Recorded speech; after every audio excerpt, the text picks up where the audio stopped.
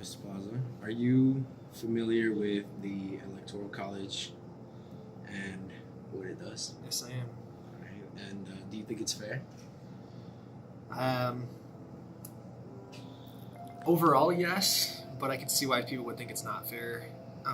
It is based on representation, but at the same time, it kind of takes away the significance of the popular vote. Do you think the Electoral College should get some power taken away and more power given to the popular vote?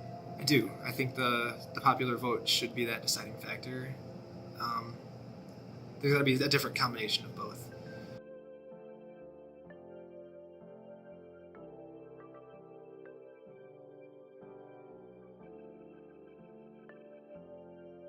According to something called winner take all, meaning the person who gets the most votes in the states gets all the electors in the states. Now that sounds innocent enough, but what it actually does is it means that only about 12 to 14 states are actually relevant to the presidential election. In 2016, 99% of spending was in 14 states. What's your opinion on Hillary winning 2.9 million more popular votes than Trump and still losing because of the Electoral College? I think it's wrong that Hillary lost because she had the majority vote, and if she would have won, she would have made history by becoming the first female president.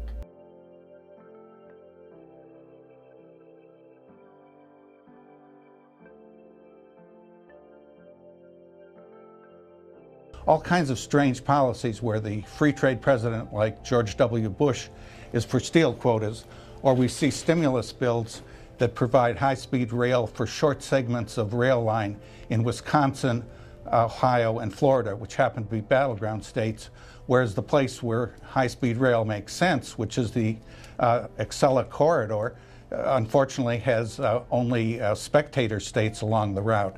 So there are all kinds of consequences to the current system that are very adverse to the politics of the United States. Do you think that there should be a change?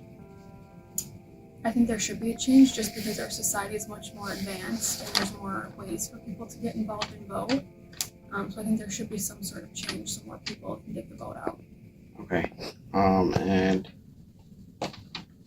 was the Electoral College designed to balance big states with small states? The number of electoral representatives per state, yes, I think it is proportional.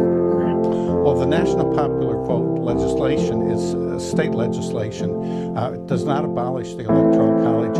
It changes the state winner-take-all laws so that the presidential electors would be selected on the basis of the popular vote in all 50 states in the District of Columbia. And this law would go into effect when states having 270 electoral votes, that's a majority, adopt the same law.